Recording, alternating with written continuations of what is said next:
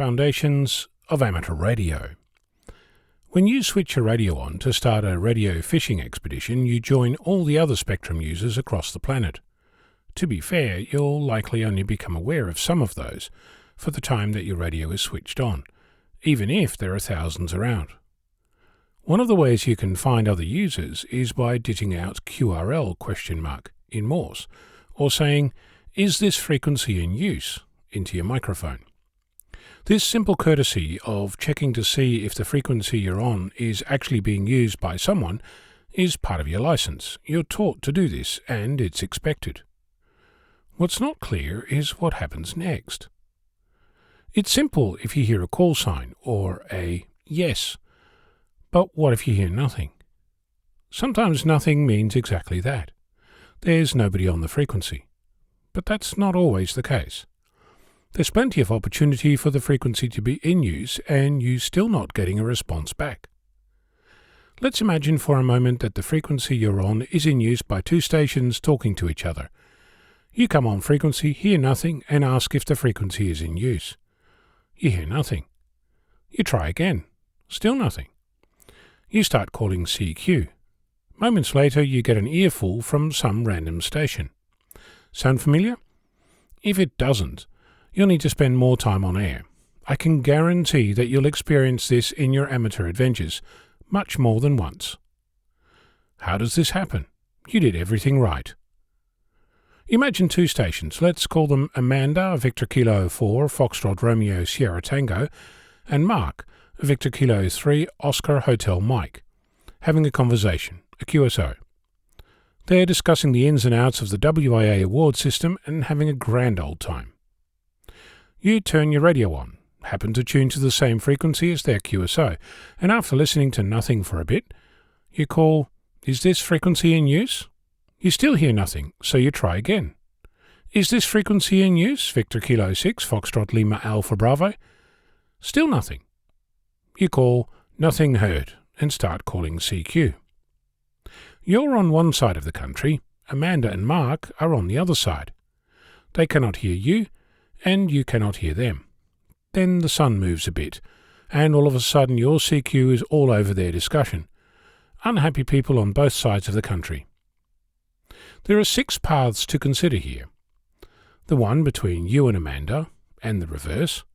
Similarly, the path between you and Mark, and that reverse.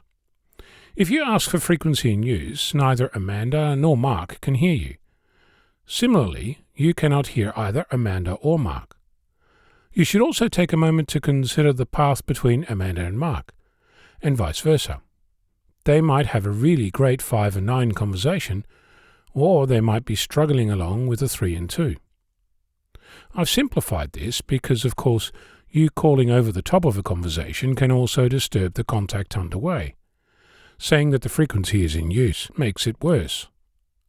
While all this is happening, the sun is moving, the ionosphere is moving, propagation is moving. The whole thing is like the cat in the hat balancing on a beach ball, complete with cake, rake, and a fish still in its bowl.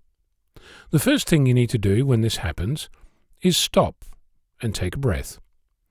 Nobody owns any frequency, so claiming that this is your frequency is not going to help anyone. If the other station is having a QSO and you're calling CQ, it's time for you to move, change frequency and QSY. If you're Amanda or Mark, you can tell your contact that there is some interference and then call the other station that the frequency is in use. If they change frequency, all good. If they don't, tell your contact to change frequency. There's no need for aggravation. There's no ownership. There's no point in getting upset and no mileage in making life hard for the other station. The fact of the matter is that there was what we call in networking a collision. It's time to back off and renegotiate. All this is exactly the same if you're using voice, Morse, FT8 or any other mode. Take a breath, renegotiate, move on. Now, if you're a QRP station like me, it's much more likely that you'll not be heard most of the time. In that case, it's often much quicker to just move without going through the negotiation process. Of course, you can attempt to make a QRP contact with one of the other stations, but it's considered pretty rude to stick your head between two people who are having a cup of coffee together and ask them for their autograph. so don't do it on air either. If you assume malice from the get-go, you'll find yourself unhappy most of the time. If you celebrate that all of a sudden there's propagation between VK6, VK4 and VK2, you'll end up much happier with your on-air experiences.